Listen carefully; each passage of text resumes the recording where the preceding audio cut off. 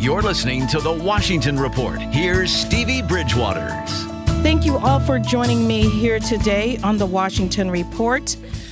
Children are so very special to us. They are the beginning of life. They are energy. They are joy. But sometimes that picture can become a little dark. And we have to protect our children. We have to understand that. And so joining me today is Delegate C.T. Wilson, and he's going to be sharing with us his personal passage to pass the Hidden Predator Act, which is HB 974. So thank you for joining me today. Thank you very much for having me. So, Delegate Wilson, it's unfortunate that we have to have this conversation, but it's also important that we do. And so if you could give us a brief idea of, what this bill is about. Well, basically, I think people may or may not know that roughly 1 in 4 girls and 1 in 6 boys will be sexually abused before the age of 18. And this is by family members, by institutions, things of that nature. This is basically not only a tragedy, but it's become an epidemic. So with the bill I pushed forward and been trying to push through, House Bill 974, basically gets rid of the civil statute of limitations for individuals trying to sue for the abuse that they received, as well as giving a 2-year look-back window, which allows people that have already been precluded by the statute of limitations to come in and file suit. And that's, in a nutshell, what the bill is doing. Like I said before, this is extremely important. One thing I did not do is describe that you represent Maryland District 28 in Charles County. And, that's important for our listeners to know how you're trying to get Maryland on the forefront of this. So the first thing that you said that caught my attention, the statute of limitations.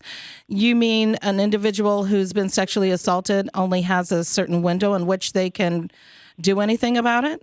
That is correct. And up until recently, it was, I think, 25. And so after the age of 25, if you hadn't said anything about what your abuser had done to you, then basically you were not going to be able to bring that up. And the reason this is important is because the average age for reporting your sexual abuse, if at all, is 52 years old. It takes that long for individuals to actually parse through what's going on in their lives, realize it's been done either through suppression or just ignoring the issues. And I think at that point in time, that's the general consensus, is that people at about 52 years old are finally ready to face their demons.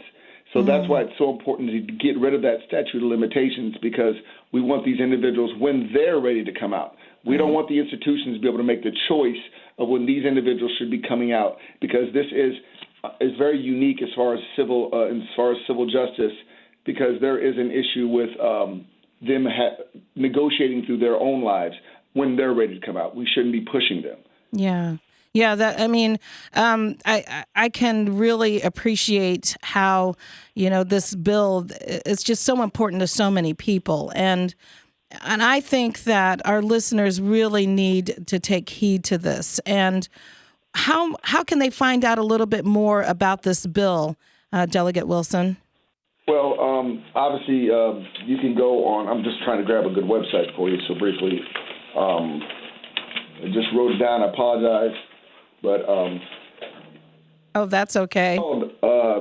I got somebody giving it to me right now. Justice for MD Survivors. That's justice, the number 4, MDsurvivors.org. That's the best place to get started to find out what if anything you can do to get your personal story out, things of that nature. Justice for MDsurvivors.org.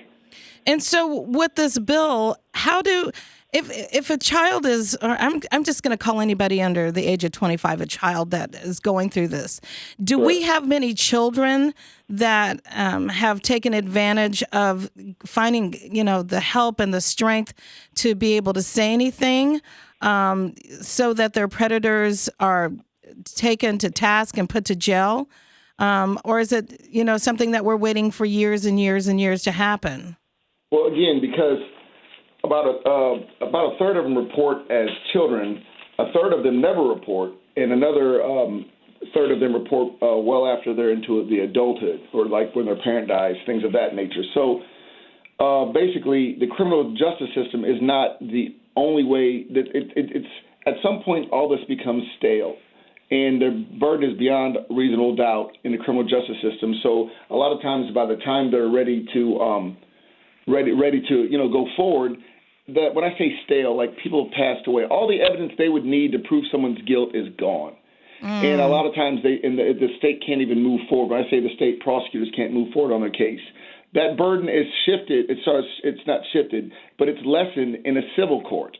It allows these individuals to sue for damages, but more importantly, get a chance to tell their story, because that's kind of the goal here. I want these individuals, because I unfortunately suffer from child sex abuse as well, and I understand the difficulty that it takes going through life on a daily basis, the damage and the tolling, as well as needing the opportunity to exercise those demons by talking about what happened. Mm-hmm. And a lot of times, by the time they're ready to talk about what happened, the criminal justice system is pretty much passed them by. All right. So you also mentioned a word, you said look-back window. What is that? A look-back window is basically when individuals, because the way our laws work, if we open up the statute of limitations, that's going forward. Okay. And by law, and I know this is legalese, and a lot of people, it's hard to, I'm also a lawyer, so it's difficult to not speak in legalese. Okay, it's talking layman terms. Right. So if you're not allowed to sue because the statute of limitations cut you off, that 2-year look-back window will open it up for anybody that couldn't sue before. They can go and file suit now. They can bring a civil suit up for 2 years. They'll have, from the date this bill passes, 2 years, no matter how long ago it was, they'll come back out and basically face their abuser. And that's remarkable. I mean, 60 states already have this look-back window. Where to say Maryland going to the forefront is almost laughable. We're so far behind the curve, it's pathetic. Oh, really? Oh, yes. This has definitely been an issue for 20-some-odd years that Maryland has tried to address, and we have been inhibited and precluded, our main opponents being the Catholic Church. So I really foolishly thought that if I told my personal story 6 years ago, that maybe my colleagues would see, and I put a face to the abuse, then maybe they would see the need to get this bill passed. And as of yet, it has not happened. Well, that doesn't make sense to me because the church itself has acknowledged. Yes, but they have acknowledged in the general sense. But when it comes actually time for the chickens to come home to roost, they don't want to deal with that. They don't want to actually have to hold individuals accountable and put that mirror up to show that ugly, dark underbelly of the church, which is, again, the institution protecting predators. And that's the problem. And I've got to go into this a little bit because it's so important to me that these occurrences, this abuse that these children suffer, it's life altering, and it never goes away. And I know I grew up in foster care, and I was finally adopted by a pedophile. And I spent basically the year from 9 to 16 just basically as a sexual toy for a grown man. And to this very day, I live with the lack of sleep, the hypersensitivity, all these demons that I have to deal with every day having my own family. And I see the effects on my relationships, on my ability to hold down a job. These things are tolling, they continue, and oftentimes they get worse as you get older, because the older you get, the more you start to remember, you start to realize, when I sleep at night, I don't have nightmares. I have remembrances where I remember things that happened to me. It makes it very difficult to the point where I don't like to sleep. I do everything to avoid sleep. It drives my wife crazy, my family crazy. I'll go down, I'll read, I'll do whatever it takes, and I sleep in little short stretches. So that makes me consistently and constantly irritable. There are people out there right now suffering this. They they look like they're bad employees, or bad boyfriends, or bad girlfriends, or they're not focused. They look like they're failures because they're living with these demons every day. And I found it very important to repeatedly tell the story of my child sex abuse, to let these individuals know that they're not alone, because I believe our state and the elected officials need to stand up and show them that there's one institution that's not going to turn their back on them. We've yet to do that, but it's very important to me to let these people know that, number one, there's a voice up here, and I'm going to keep on fighting, because right now this happens in every church, synagogue, in the faith community. Every house of worship needs to answer to the people that they touched, that they hurt, and the people that they protected, because that's where the problem really, really goes to. This damage is horrific, and those adults need the time to deal with their issues before they come forward. But they deserve still to have a voice. And right now, they don't have a voice. Wow. That's I just almost feel like need to scream. I know. I definitely, that's a daily thing for me. And I'll say this, that, I've been very blessed to at least hold on to my faith. I've always wondered why God put me through this. But I know that at the end of the day, I've got a battle to fight up here. And I want these individuals to know that they can battle too, because I shouldn't have to. I'm not going to do this alone, and I'm very proud of the individuals that come up constantly and consistently, not only to help me get through this, but to tell their own stories. But this Hidden Predator Act is not just about the number of about giving individuals voice.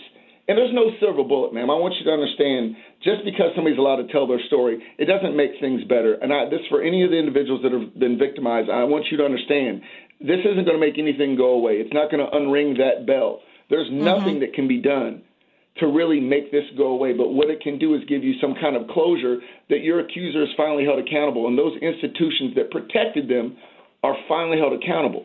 So, again, I'm not doing this as some magic bullet that's going to make everybody's life better, because I've spoken about my childhood numerous times, multiple times, and it sometimes makes it worse.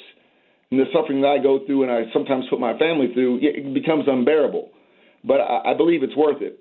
I also wanted to make sure to make it clear that it's not just to give these adults the voice, to take the decision away from the institutions and give it to that adult victim who's still suffering, give them their time to speak. It's also, and we called it the Hidden Predator Act for a reason.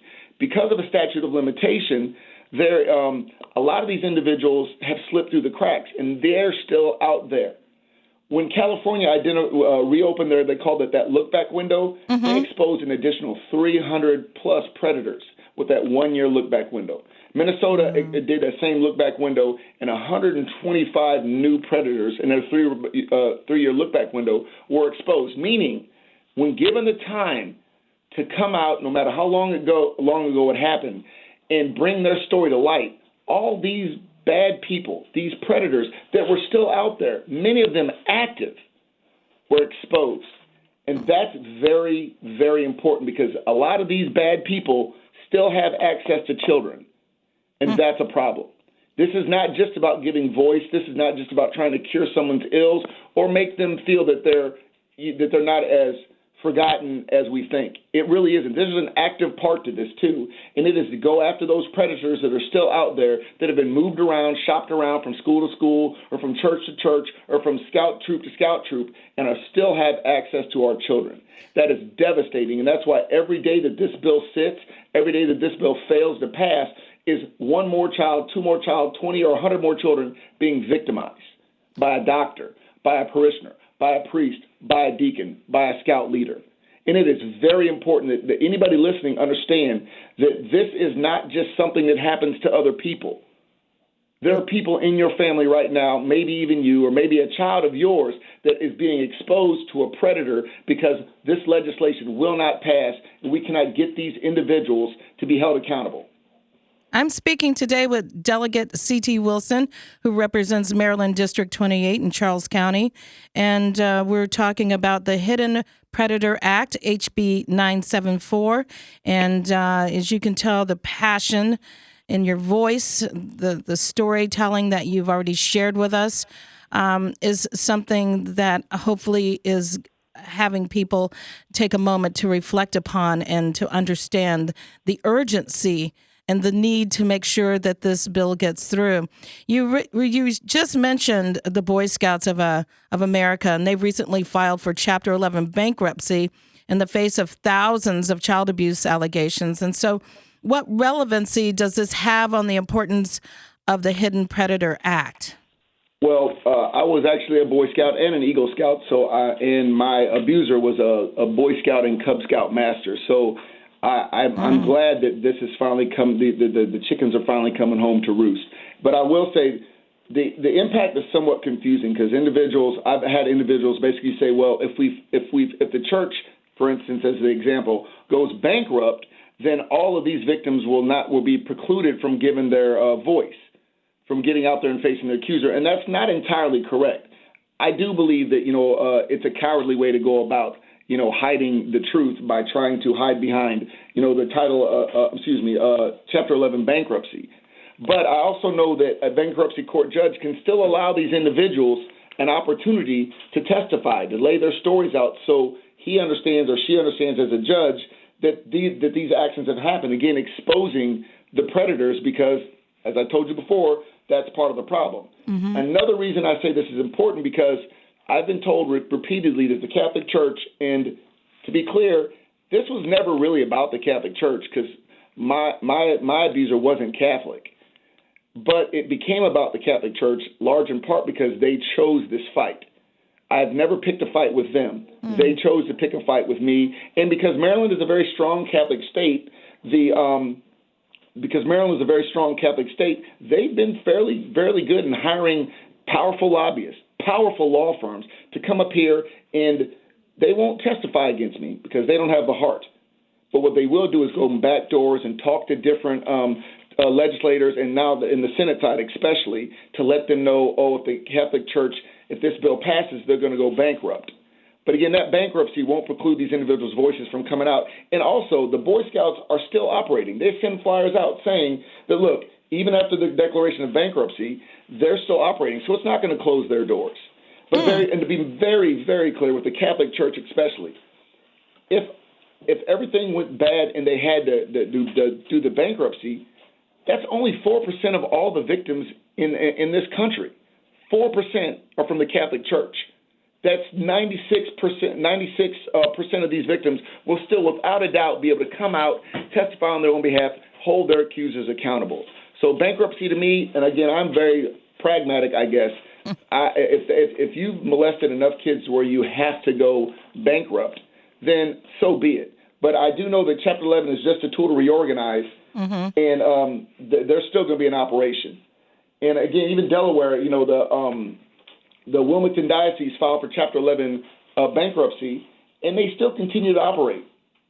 So, right. And they are actually cleared from bankruptcy court in 2014. So again, I don't want this to be an excuse for individuals not to support this bill because they're worried that bankruptcy is somehow going to protect the church. Again, the church is 4%. They're my main opponent. They're the main people talking, again, not publicly. They don't tell their parishioners where their money is being spent, where their tithes are being spent. But I see it up here. And again, I apologize if I sound angry, but I get pretty angry when I have to deal with this because to see men of God threaten people from Baltimore City and that if this bill passes, they're not going to be able to provide any services to Baltimore City, when I know that at least 77% of all the monies that the Catholic Charities gets is from state and federal organizations. So they're not funded. This has nothing to do with the Catholic Charities. But it is very frustrating because they don't want to lose that control. They don't want the chickens to come home to roost. They don't want to face the punishment. And these are men of God. It breaks my heart because I see people's faith being destroyed as a child, and then again as an adult when they're still Catholic. And their very church that allowed them to be abused still will spend their tithe money to preclude this bill from passing. Right. And with that being said, we have to make sure that we make it clear it's not necessarily the parishioners. I don't know. I don't, have any say in what that, but it sounds like a leadership needs to be addressed all the way around. So individuals that are looking into this bill have a clear understanding who the players are. And so with that being said, how is it that we can help victims today, Delegate Wilson? What can we do at this time? Well, as I said, going on the website that I mentioned earlier, and I'm sorry, I keep forgetting. That's okay. This is very hectic because I'm kind of running around doing a lot of things. But the main way they can do that, contact your senator, contact your delegate. If you live in Maryland, you contact your senator, your delegate, and you let them know just how important it is that this bill passes. Again, this is House Bill 974.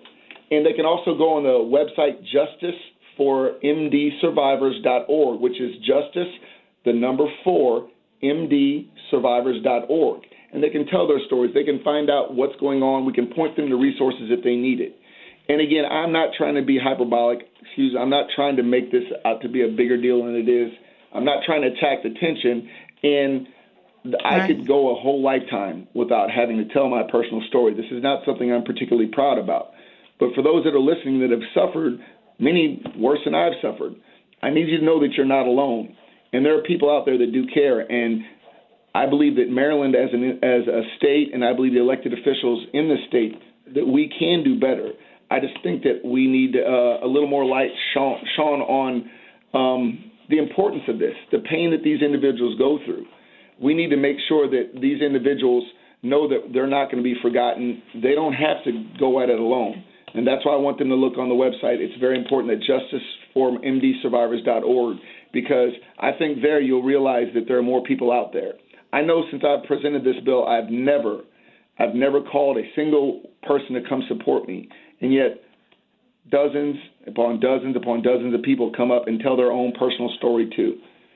And I think that we need to make sure that we advocate as much as we can for this bill to pass, that we help as many people as we can in the process, and that we hold our elected officials accountable. Don't let them hide behind not taking a vote or being scared or legalese, because a lot of times they'll worry about, what's constitutional. If 16 other states have done it, I don't think constitutionality is an issue. No. Sometimes it's not about what's legally sound or it looks pretty on paper, but what's the right thing to do. And for too many generations, victims of child sex abuse have been hidden, they've been put away in the darkness, and they've been forced to deal with their problems on their own. It is time that these institutions deal with the problems that they have caused, and these predators get taken off of our streets, remove access from our children, because this is well past due. It is heart-wrenching to sit through another year telling personal stories, worrying that these senators or these delegates can't see things for what they are. Do you think there's a little bit of a NIMBY attitude, not in my backyard? Is there a financial risk by supporting this?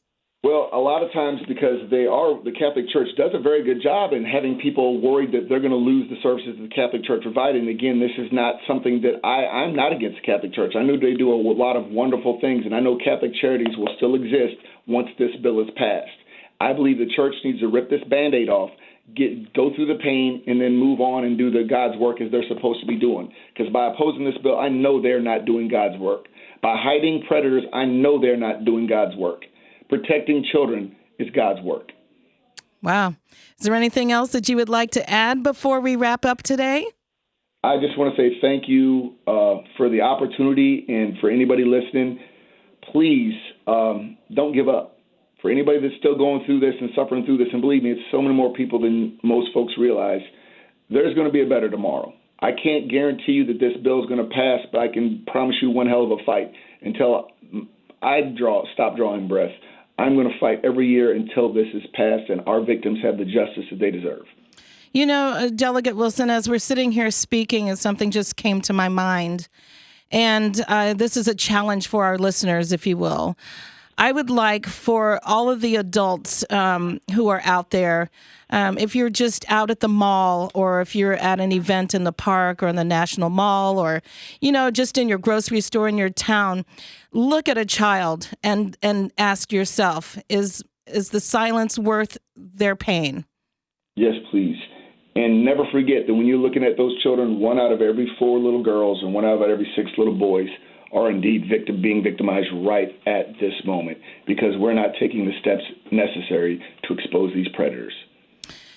Couldn't have said it better myself. Once again, I've been speaking to Delegate C.T. Wilson, who represents Maryland District 28 in Charles County. We were talking about the Hidden Predator Act, HB 974. As I always say to our listeners before wrapping up, staying in touch to keep you in touch here on Entercom Radio DC. Everybody knows the UNCF motto, a mind is a terrible thing to waste. But a change last year in the federal Parent Plus loan program is putting hundreds of thousands of our best young minds at risk, putting college out of reach financially. It's an emergency.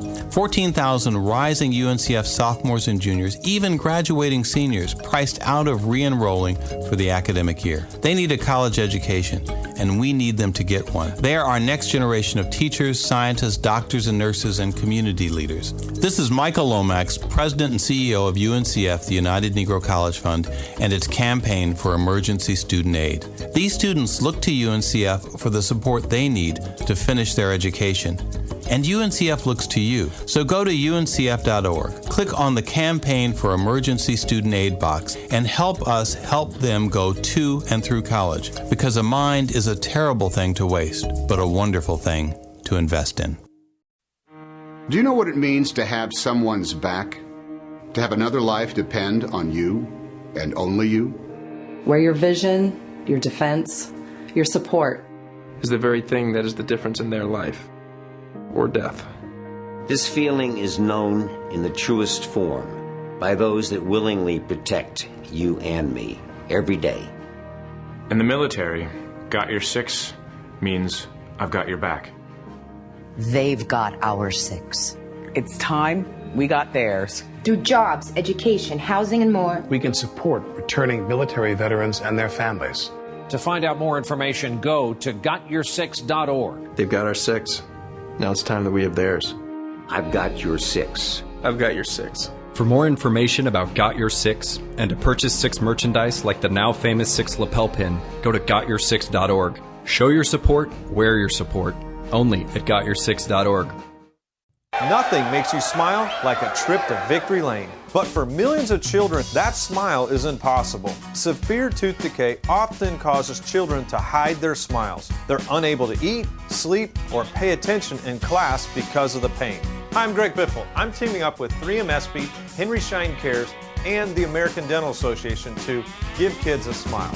Through this national volunteer program, we're working to host free dental clinics for children, deliver much-needed treatment, and provide dental education to kids and their families. As a new dad, I want to share these recommendations from the American Dental Association for your children. Brush twice a day with fluoride toothpaste. Floss once a day. Eat a balanced diet and avoid sugary snacks. Visit the dentist regularly. Let's put kids in Victory Lane for good dental health. It's time to give kids a smile. Visit Give Kids a Smile on Facebook to support this important program.